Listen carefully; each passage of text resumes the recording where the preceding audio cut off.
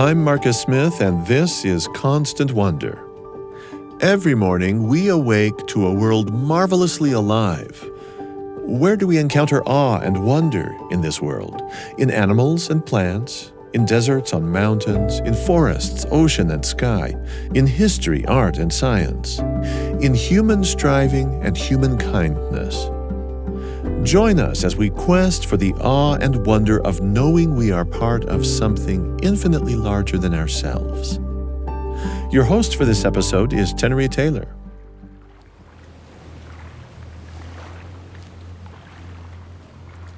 You can hear birds and you hear water, and it's like this little strip of wilderness just running through this modern megacity. Flora Spiegel and I are gazing over the lapping water of the River Thames in London.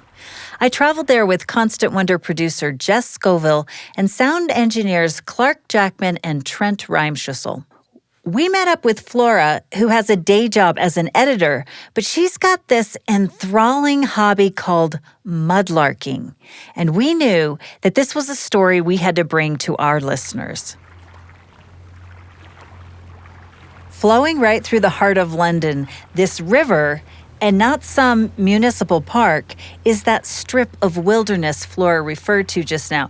It's here that we'll explore the intersection of two of our favorite subjects on Constant Wonder, nature and history. This river has a way of connecting people across millennia. Here's what it does. When you're on the banks of the Thames, this river can jolt you into seeing your own small place in the broader ebb and flow of clamoring cultures.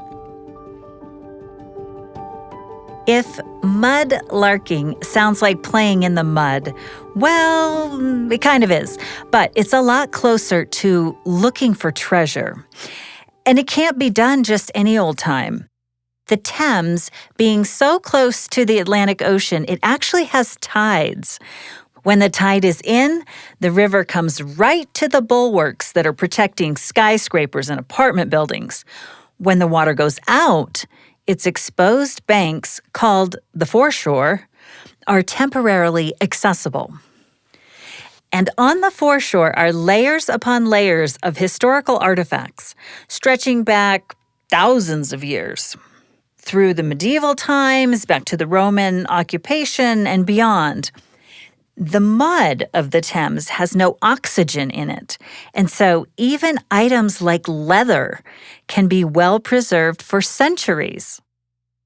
For the last several decades, it's been required to have a permit to collect anything from the foreshore. In 2018, only about 200 people applied for one. Essentially, back then, it was easy to be a mudlark. But the interest in mudlarking exploded during the pandemic. So the Port of London Authority decided in 2022 to limit the number of permits granted after they'd given out about 5,000 licenses. Here's Flora Spiegel. They decided to cap it to protect what is, I think, certainly Europe's, maybe the world's largest open-air archaeological site. So this is all the area where we are here between sort of Cannon Street Bridge and London Bridge is very archaeologically sensitive.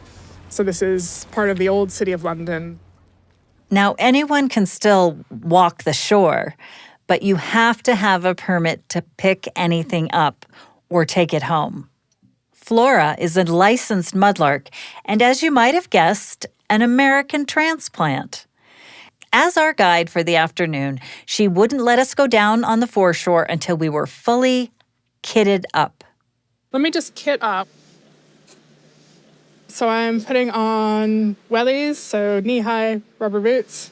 I'm already wearing clothes that I have determined I am totally happy to get muddy or wet or worse.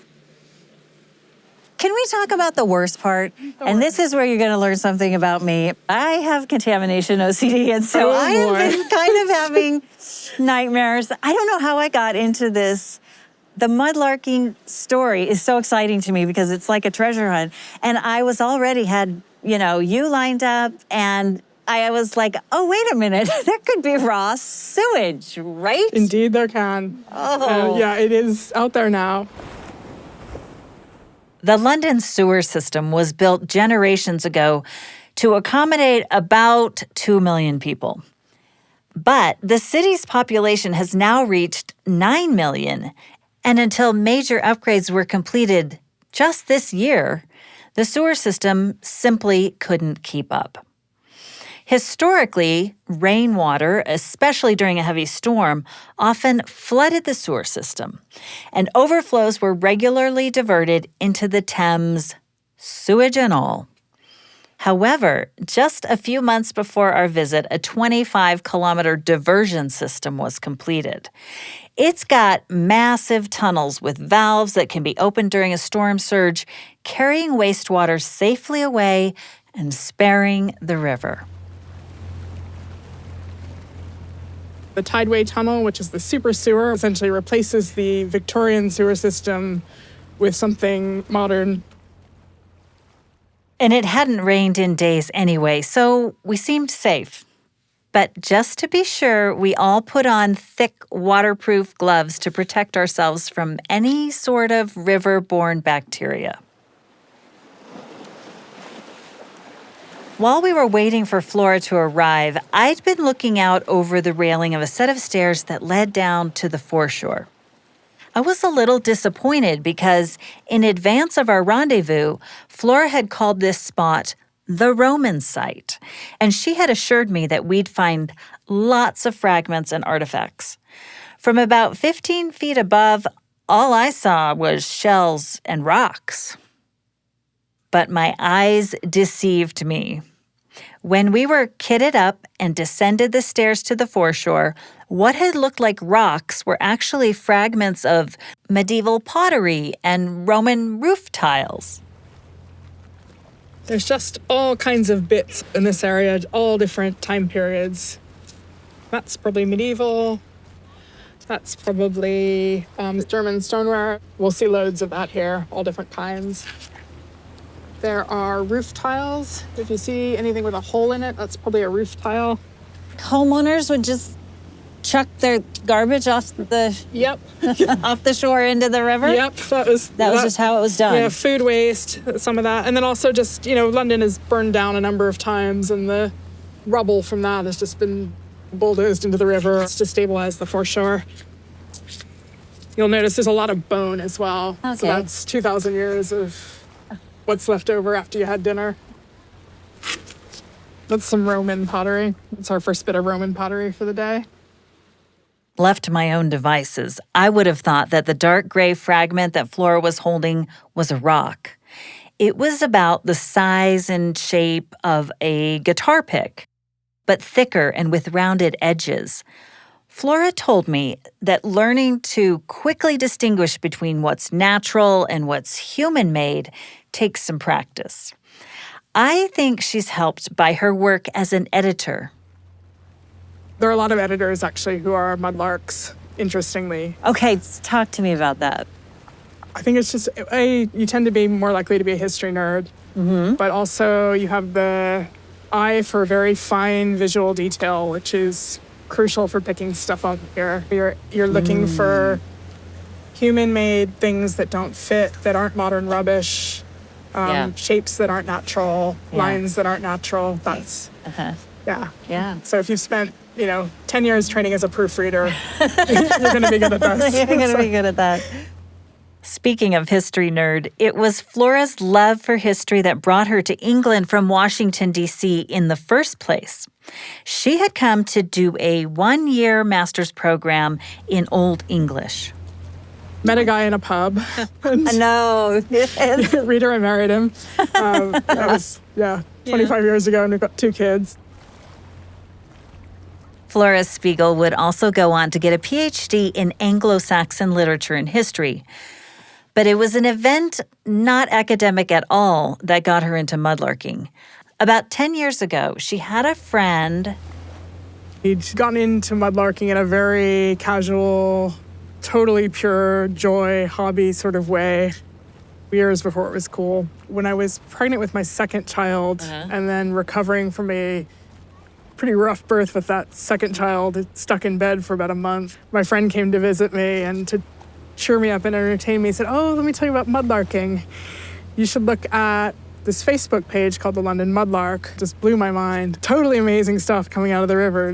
Maybe a year later, I saw advertised that there was an open day that they used to run on the foreshore by the tower. They don't do this anymore. Meaning anybody could come? Anybody could come. So I went on down with a shopping bag, which I was later informed was not cool, because cool people don't bring shopping bags.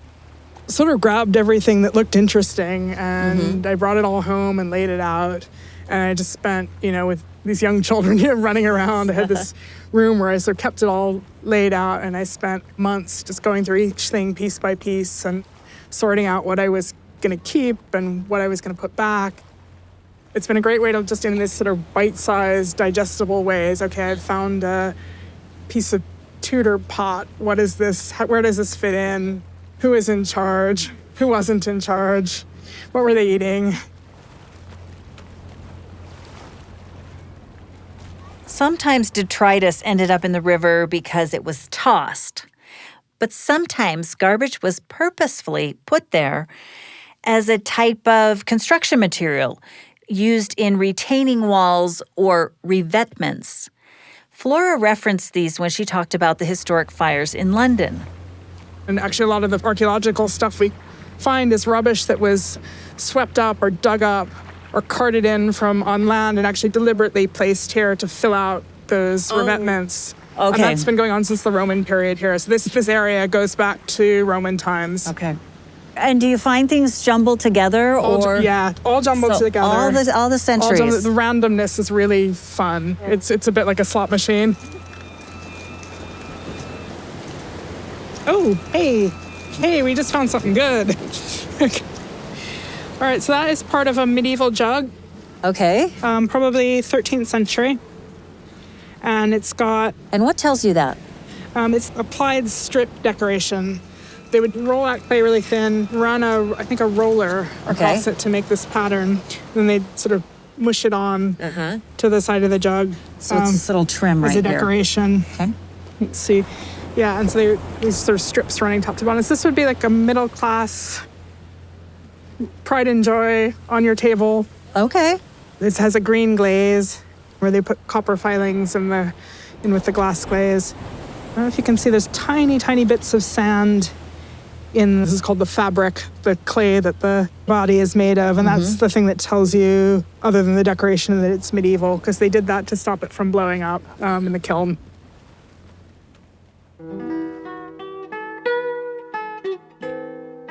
The shard of pottery Flora found was only a couple of inches square, and that applied strip decoration, it was an undulating trim that stood out from the body of the piece by less than a quarter inch. The glaze was a beautiful celadon from the copper. Small as the fragment was, her description evoked in me a scene of domestic life centuries past. But the more time I spent with Flora, the more I could see how this wasn't just a treasure hunt to recover the past. Mudlarking helps Flora herself claim an identity in the present.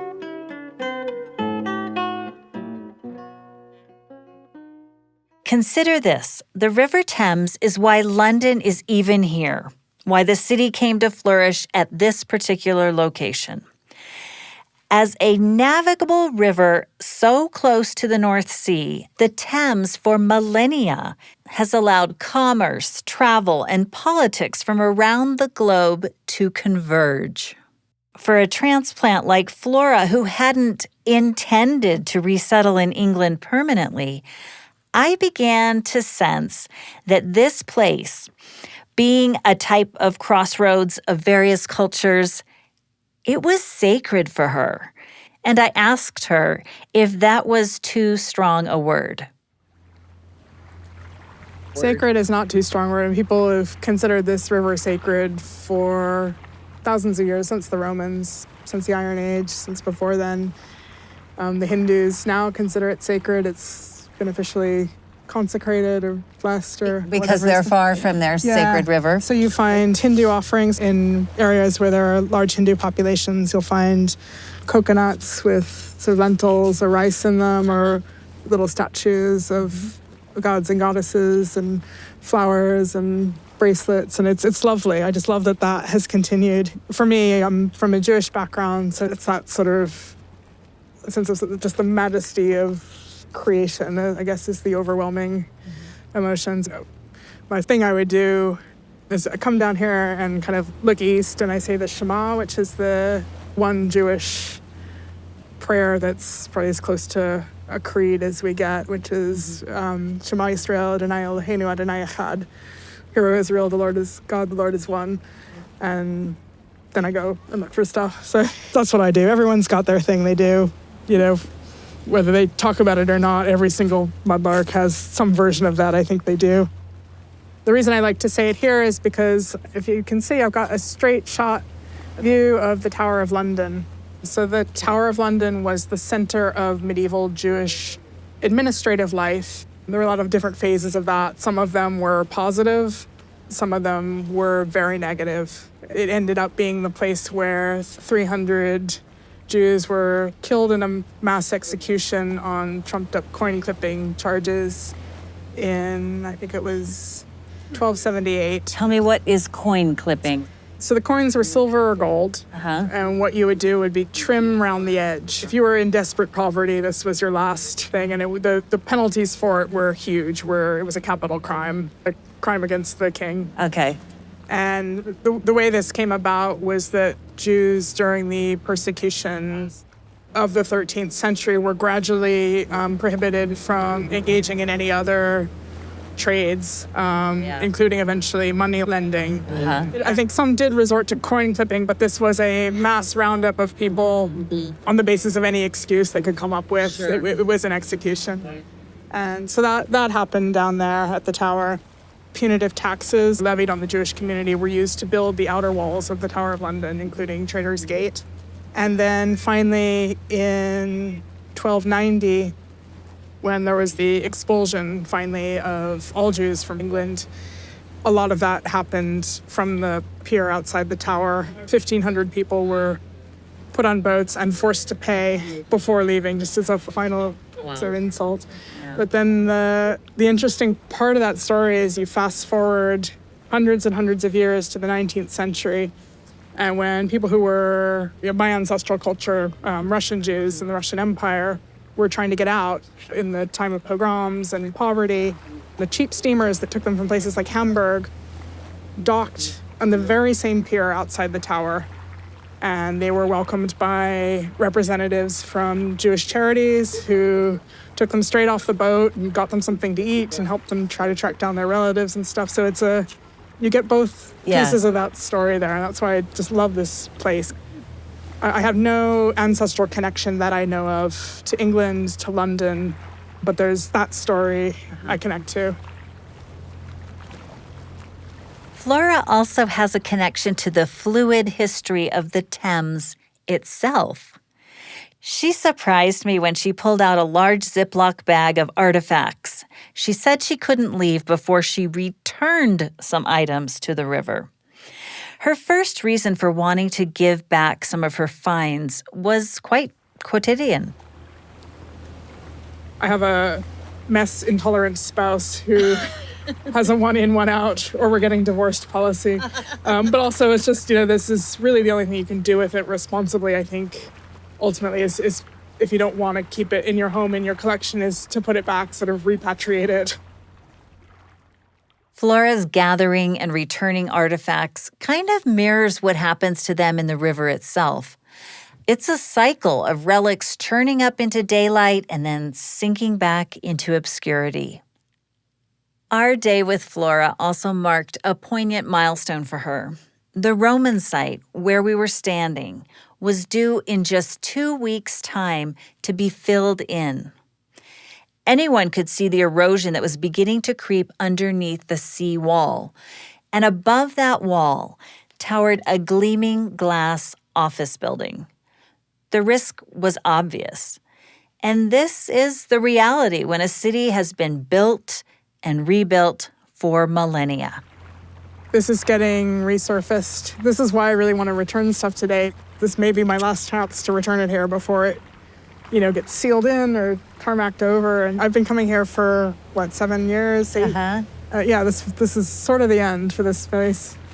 I label everything really precisely where it came out. Okay. So that I can put it back in the same place if I want to.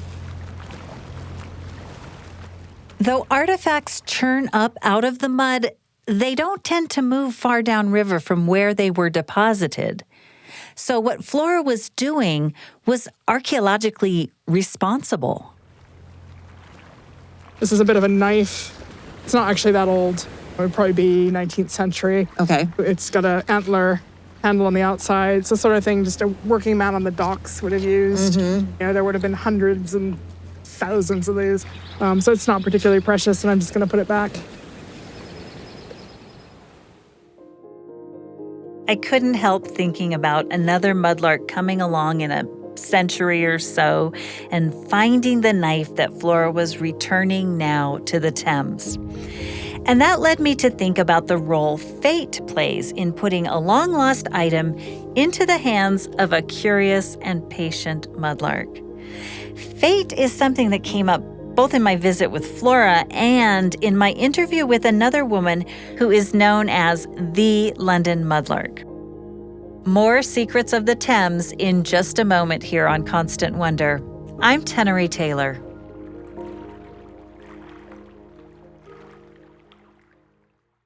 Embark on a whimsical journey with The Appleseed and host Sam Payne.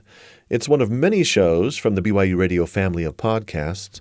Wrap yourself in captivating stories, expertly woven by talented storytellers. You'll hear live studio audiences taking immense delight in a broad tapestry of tales, some humorous, others poignantly reflective. The Appleseed is always a family-friendly experience. It sparks imagination creative enough to make fiction feel like fact and bring real-life events back to life. The Appleseed. Listen wherever you get your podcasts. We now return to Constant Wonder.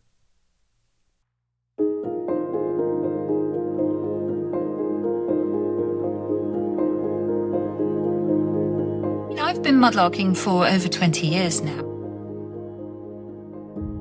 This is mudlark Lara Maiklem. Like Flora, she's worked professionally as an editor. She's also the author of several books, including A Mudlarking Year, Finding Treasure in Every Season, and A Field Guide to Larking. She now writes full-time about mudlarking. We weren't able to kit up together in wellies on the foreshore, but we did get her on the line for you to meet. I love my own company. I love solitude. I grew up on a farm. I had plenty of solitude there. And when I moved to the big city, I was looking for the same kind of solitude, I think, even more so because London's crazy. It eats you up, spits you out. And I started looking for it in the gardens, in the parks, and I just couldn't find anywhere quiet enough. And then one day I went to meet a friend in a pub by the river, and I realized that running right through the middle of our city is this expanse of wilderness, this wonderful solitude, and nobody really visits it. And so I started walking beside the river to begin with, because it's the Thames path and it goes for miles. And then one day I found myself at the top of a set of river stairs looking down onto the foreshore when the river was out and wondering why I hadn't been down there. And I went down, I found a piece of clay pipe stem, and as they say, the rest is history. Is there a prime moon phase for mudlarking? Yes, there absolutely is, because it's tidal, it's drawn by the moon, and you get a much lower tide once a month because of the moon. The very best tides are the spring equinox tides. Now, spring tides don't just happen in the spring, they happen in the spring and the autumn, in the equinoxes. So when you get those very low tides, in the equinoxes, that's when the river falls lower than it usually does. So you get to search the sections of the foreshore that people haven't looked at for some time. So we did have one year, many years ago, it must be about 8 or 9 years ago, where we just had these strangely, incredibly low tides. So low that I walked from the Millennium Bridge in central London on the foreshore all the way to the bridge in front of the Tower of London. which you just can't do normally, but it had gone so low that you could do that. So, you know, occasionally we get these freaky, really low tides, and the lowest tides often happen at night, actually. So you have to go out at night to see them. You take a torch, a flashlight? Yes, head torch. I only go out at night when I know it's going to be a super low tide. I go mudlarking at all sorts of weird times, the night and day. But there were this time between it was about sort of 1 a.m. and 4 a.m. that I'd never been on the foreshore. And I decided that the tides fell just right for me to go and do it on the eve of the longest day in the summer. And so I decided to go and see the sun come up. And it was magical, absolutely magical. You get the most beautiful sunrises and sunsets from the river because there's no buildings blocking the way. And that particular day, it's just that moment when the darkness turns to this really deep indigo colour, and then gradually the light starts to change. And I went up onto London Bridge to watch it, and the sun gradually came up over the city. The river was so still, it was like a sort of mill pond. It was like a mirror. It was absolutely still with these sort of blooms of mud sort of rising to the surface and sort of billowing and sort of flowering on the surface almost, and sort of turning and falling again. And the river was so still, you couldn't even see it was moving. Then the sun came up, this intense orange and violet. It was just the most stunning, beautiful sunrise. And then I saw this little black dot in the stillness of the water. And it was moving, and I thought, gosh, what's that? And it was a seal under London Bridge, which is very, is quite high for it. They do come up all the way up to, sort of West London, but there it was on midsummer morning. And there's a lot of folklore about seals in the Shetlands, which is where my family are from. The seals are selkies, they're spirits. They come out of the water in midsummer and they shed their skin. They walk on the land as people. And to see one in the Thames under London Bridge on midsummer morning was just incredible, this sort of riverine selkie playing in the water.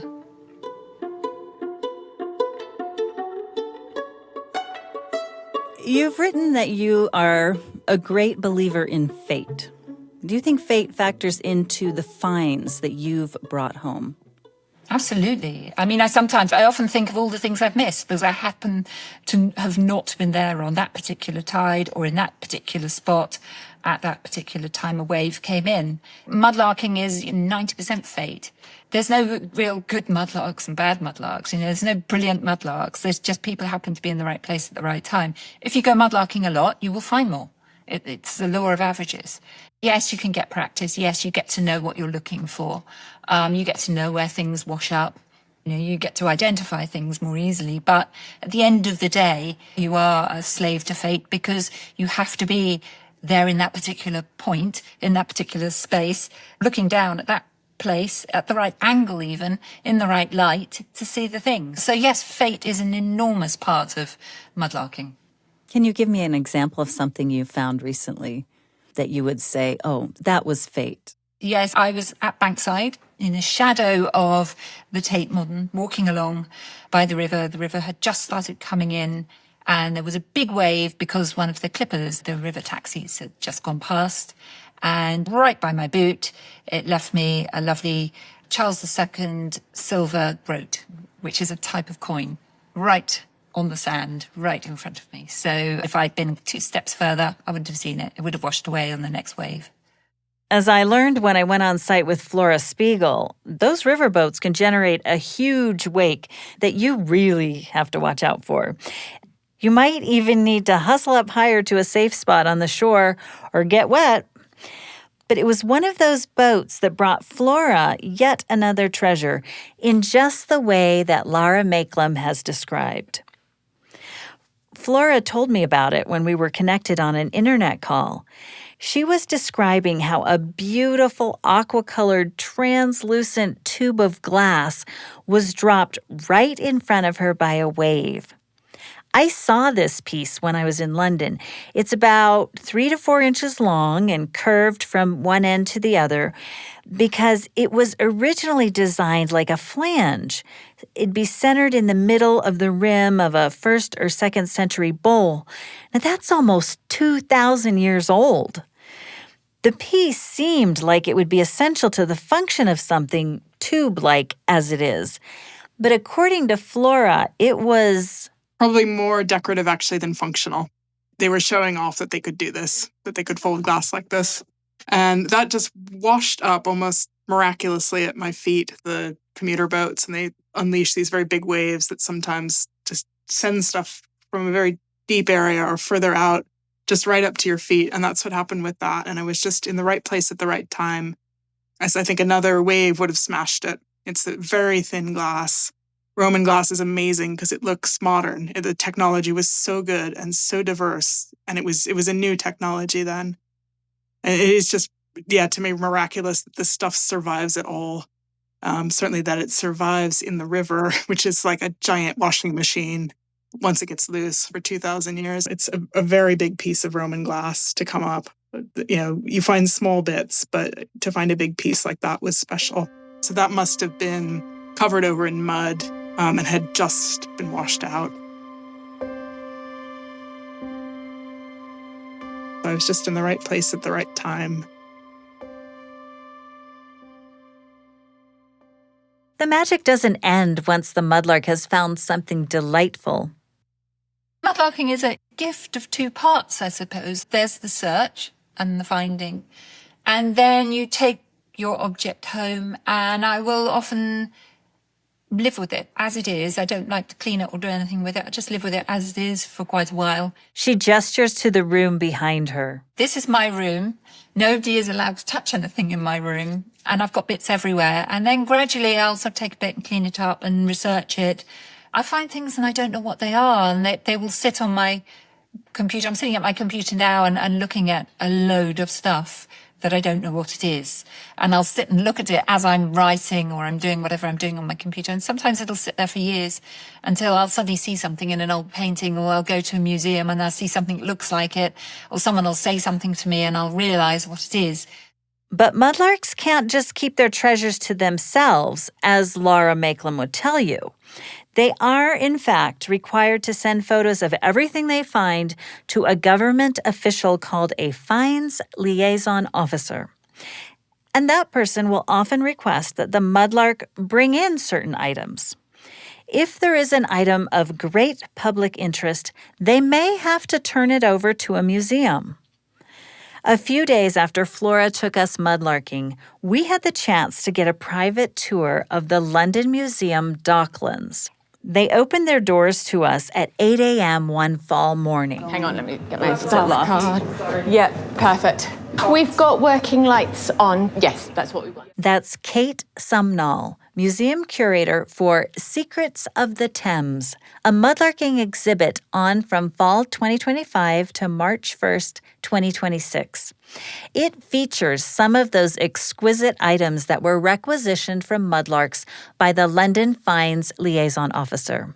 Kate Sumnall is kind of the perfect person to curate this exhibit, as she herself used to be a Finds Liaison Officer. She's worked with mudlarks for 20 years. She explained that the position of Finds Liaison Officer has a certain prestige. It's brilliant. It is a huge privilege to do the job and to be working so closely with mudlarks. You never know what's going to come across your desk. It's amazing. The Secrets of the Thames exhibit isn't limited to historical items on display, though there are many of those. A central feature of the exhibit is something that, at this point, was looking familiar to me. They'd brought the foreshore inside. We've recreated as accurately as possible the foreshore, and we've dotted it with artifacts from our collections, as well as rubbish that we've collected from the foreshore. So we've left the river a bit cleaner than when we found it. So like the modern plastic toys, traffic cones, things like that. Oh, yes. But we've also got within the foreshore replicas of some of the objects that are in cases. We haven't made it easy, but yeah, we encourage visitors to step into the world of mudlarking, to become mudlarks and to search with their eyes and see what they can find and to almost match it up to the stories that we've got in the cases as well. And so I gave the replicas that I wanted included in the foreshore. I still haven't found 2 of them. 2 of them are still missing. Exactly. Not made this easy at all. The museum also highlights something that I hinted at earlier when I mentioned that Flora Spiegel took us out to the Roman site. Even though the river churns items around, burying relics in the mud for a time and then exposing them, the items themselves don't travel that far up or down river from where they were initially deposited. We can map what's going on where on the foreshore. So out east, where we have a lot of the shipbuilding and the ship breaking, which is recycling the boats at the end of their lives, with the foreshores littered with timbers, with ship's nails, with the copper sheeting, all the evidence of that trade. We also have on another bit of the foreshore lots of broken bits of pottery or where things have gone wrong during the firing, and that's because we've got the pottery there that was making the pottery that then put all of their waste material on the foreshore to make a nice stable surface for loading and unloading the boats. Oh, so it was a construction material. As well, it was recycled. Yes, okay. So rather than just throwing it away into a pit, it could have another use.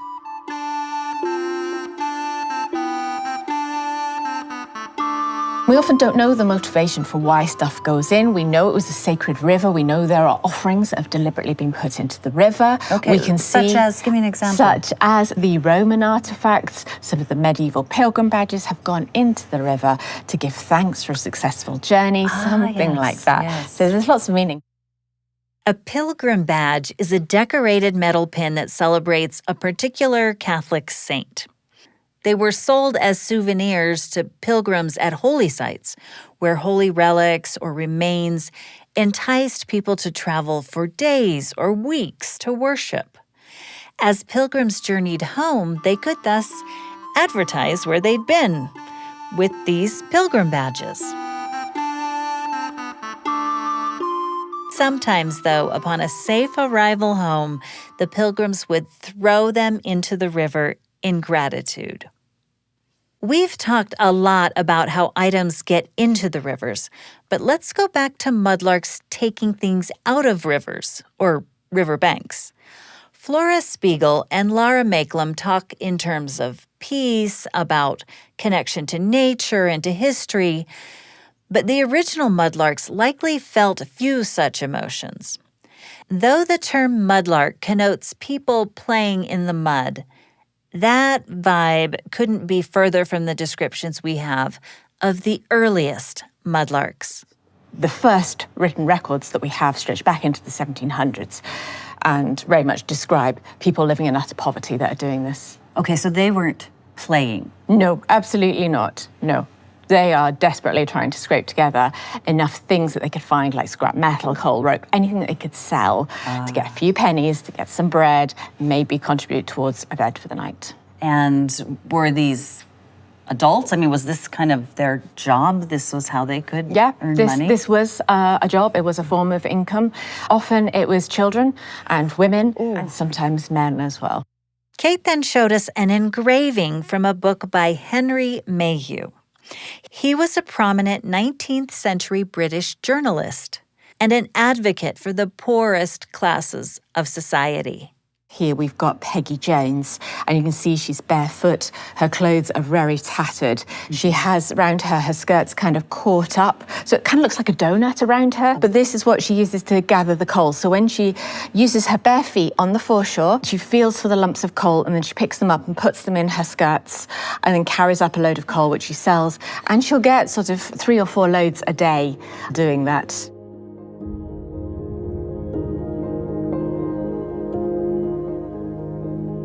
Modern mudlarks are all about the joy of discovery. Each mudlark seems to have a certain type of artifact they take delight in collecting. Lara Maiklem happens to love discovering shoes, which resonated with me because one of my very favorite pieces in the Secrets of the Thames exhibit was a child's shoe. So what we've got in this case behind me are some leather shoes that have been handmade, hand sewn, and the oldest stretches back 500 years, and the most recent is about, let me see now, about 130 years old. I think the one that I'm really in love with, in the States we might call that a moccasin. It's a slip-on leather shoe. That's right, And yeah. you see creases from where, over the front of your shoe, where you get creases from walking. Yeah. They're preserved. And also the leather is shaped around the big toe. You can see it so clearly, can't you? You can really get a sense of incredible. the child who would have worn that. It really looks worn and used. That shoe was found by Lara Maiklem. So I couldn't wait to hear her story about it. People say to me, what's your favorite thing? What's the most amazing thing you find? And always for me, it's the shoes. And I do find a lot of shoes. I've got probably nearly 200 shoe soles now, ranging from medieval right the way up to 20th century. And I never get bored of finding them because they're so personal. It's like when my grandmother died, we found her leather gloves and they'd taken on the shape of her hand, and it was like holding her hand again. Leather takes on it takes on the person.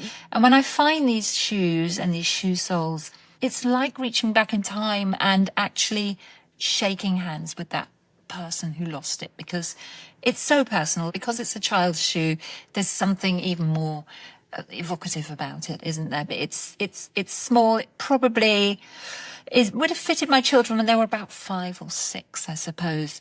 And it's just a very, very simple slip-on shoe. You can buy them like that in Morocco still, if you visit Morocco.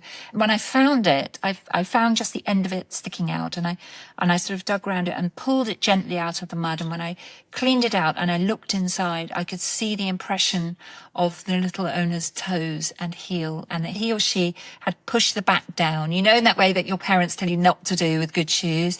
Push the back down to make it easier to slip on. And we will never know how it ended up in the mud there. People wore shoes until they literally fell off their feet. So it wouldn't have been thrown away. It was lost somehow. Maybe he was running across the mud, somehow fell into the river and it fell off. Maybe he was being bullied and someone pulled his shoe off and threw it into the river for a joke. Who knows? We'll never know. But what's left of this anonymous person, we will never know who they are the creases and the little toe prints. And it's just undescribably wonderful when you find something like that. It is living history. I love finding shoes. They're just the thing I love more than anything else. Eventually, the shoe will go back to Lara. But mudlarks aren't generally upset if a museum wants to keep their finds. They usually get credited as part of the display. Here's Flora Spiegel again down on the foreshore. Her take on surrendering one of her discoveries. I feel proud, yeah, because I know in a museum it'll be safe. In a museum, other people can study it easily. Yeah. Yeah, I'm very happy for it to be there, and no one can take away that feeling of walking into a museum and seeing something that, you were the first person in however many thousand years to see and to pick up. Flora, Lara, and the London Museum, they all have Instagram accounts where you can follow along exploring treasures from the Thames. It was really two things combined: social media and pandemic boredom that led to an explosion in the number of mudlarks along the Thames. Some mudlarks feel a sense of competitive pressure to come up with the coolest finds or to never reveal their favorite haunts.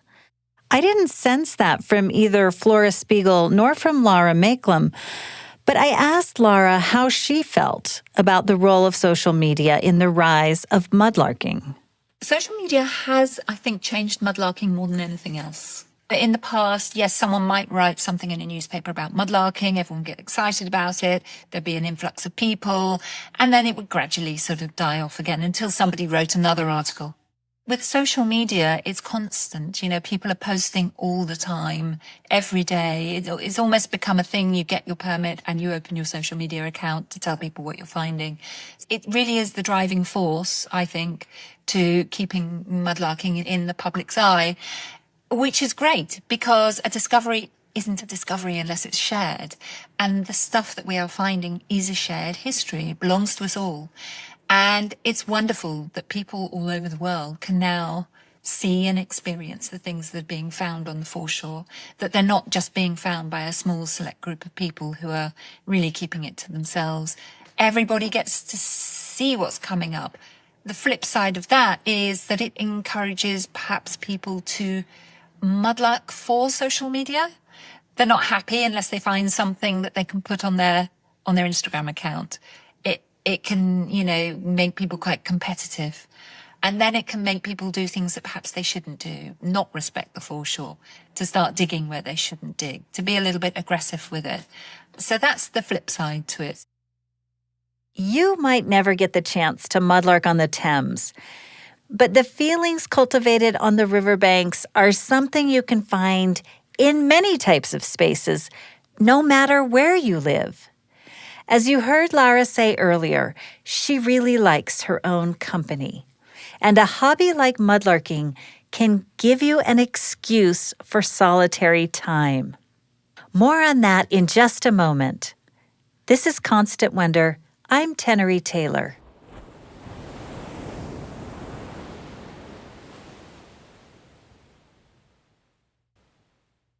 I want to take a moment and recommend another show from the BYU Radio family of podcasts, The Lisa Show. With life's great onslaught, everything that can overwhelm us and add stress to our life, Lisa Valentine Clark, her guests, and Council of Moms provide a practical, positive outlook on our ongoing daily challenges. They tackle problems head-on with wisdom and experience. You'll hear suggestions for better handling interpersonal relationships, useful ideas related to health, technology, body image, family, and a host of other important issues. It's called The Lisa Show, and of course, it's available wherever you get your podcasts. We now return to Constant Wonder.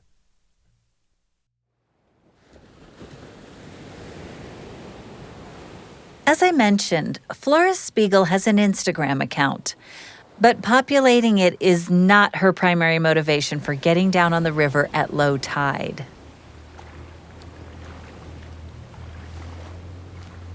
This is me time alone, away from my family, walking along, talking to myself. And that was part of the appeal. That was part of the appeal. It was like Okay. going out in the desert. Do you think that's common for most mudlarks? I think it is. I think it attracts solitary people. It attracts people who are often in some way broken or overwhelmed or just need a different experience that's built into urban life. As you can hear, I don't know if you can tell how quiet it is here compared to, just Up on the 15 street. feet up on the street. And you can hear birds and you hear water, and it's like this little strip of wilderness just running through this modern mega city. You're kind of talking in terms of like healing. Yeah, that's what it is. Not necessarily healing from some sort of huge trauma or drama, but just the everyday pressures of urban life, family life, work life. So that it sounds like nature. I mean, I've been getting all excited about how many archaeological things we've found so quickly, but you're talking about nature. Yeah. It's an experience of the wilderness, definitely. You have to be kind of connected because of the tides. You have to be aware, Yes. right? Yeah, it's a experience we don't get a lot in modern life, just being aware of the tide cycles, actually sometimes organizing your day around it, making excuses to your friends why you can't meet them at a certain time because there's a tide and you're embarrassed to tell them that. I talk to the river all the time. I always have done. Lara Maiklem again. It is my great listener and my therapist, I suppose. It listens, it doesn't judge, it doesn't answer back. And I can spill all my problems into it and it takes them away. So I talk constantly to it. I thank it when I find something really good. I throw things back into it to say thank you. Like if I find small change. People throw a lot of small change into the Thames off bridges. There's something about being by water that makes people want to throw money into it. And so I find lots of small change. And that all goes back into the river as a kind of thank you. I feel that I need to put something back into it. It's a very patient place to be. It has its own character very much. It's its own entity. It's its own creature, I suppose. I treat it like that. And we talk. And it is my friend and it is my listener. I'm not a particularly spiritual person, but certainly I have a huge respect for the river. And I believe it should be treated with respect and treated with care. Are you talking out loud? Yes, I do. I do. So yes. So not only do people see a very grumpy person, but they see a very grumpy person mumbling to themselves. So yeah, I look completely mad, I think, when I'm there. Is it possible for people in other places to somehow get the same thrill that you get mudlarking in some other way? There absolutely is. You know, I always say to people, most rivers have been used as a rubbish dump if there is a big city near it, because it's an easy place to get rid of your rubbish. Before they had, rubbish collection, people had to get rid of their rubbish. They either buried it or they threw it in a river or a lake. So if you live near a river and you're in a big city, there'll be stuff in your river. The problem is getting to it. I was in Paris last week looking into the Seine thinking, there is so much stuff in here, but it's not a tidal river. You can't get to it, but there would be so much stuff in there. I follow a lot of people online. There are people in America. There's one chap I follow who collects stone arrowheads, and he looks for tools and pottery, and he finds the most incredible things made by Native Americans. There are people who search, is it the place in New York? Is it Dead Horse Bay? Mm-hmm, that's right. There are people who go fossil hunting, find the most incredible shark teeth. Fossils, fabulous in America because, you get so much. And then I follow people from the Netherlands, and they are finding similar stuff to the stuff that we're finding. And then, of course, there's beachcombing. So, yeah, you can do what I do pretty much anywhere. You can do it in your own back garden. I've written a whole book about what I call larking. If you live in an old house, you'll find things left behind by previous people, fallen down cracks, fallen between the floorboards. The evidence of the past is everywhere. And really that's what I'm finding in the Thames is evidence of the past and lost lives. Mudlarking, for me, reflects some of our best intentions for constant wonder. Mudlarks are connecting with the earth and also with other humans. Their hobby, or in Lara's case, profession, necessarily requires respect for the land, for the tidal waters.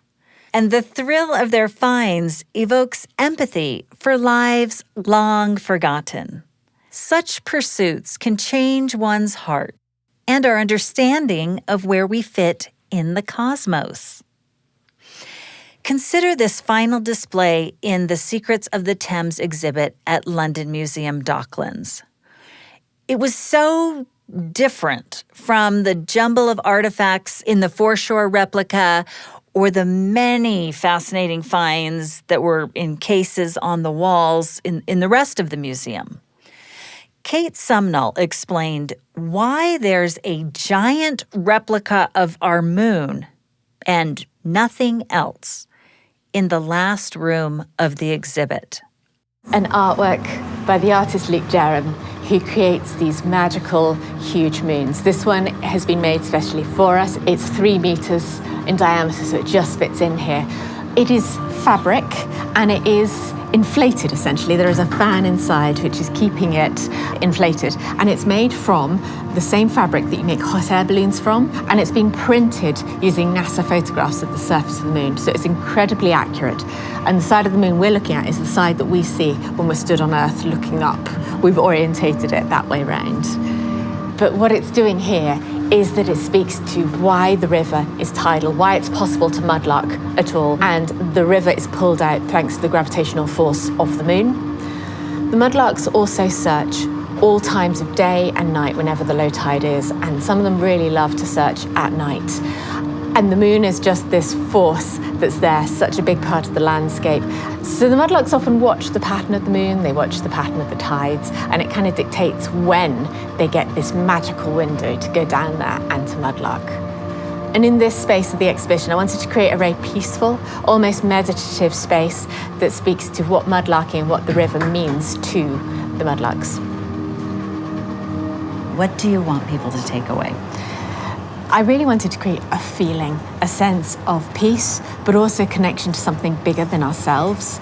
Everyone in London has such busy lives. We're all rushing here and there, and the river is just flowing throughout it. And it's that connection to a natural element, but also it's a thread that connects our busy lives with history and everyone that's lived here before us. So it is our role in the much bigger picture.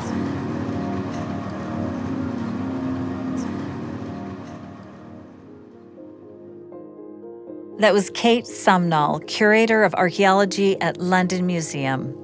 We also heard this hour from writer and mudlark Lara Maiklem, author of several books, including A Mudlarking Year, Finding Treasure in Every Season.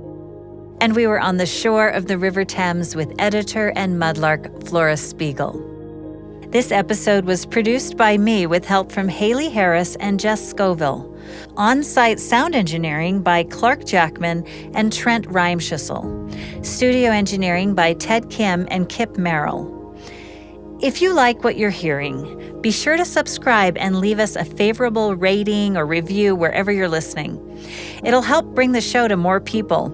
I'm Tenery Taylor. Constant Wonder is a production of BYU Radio.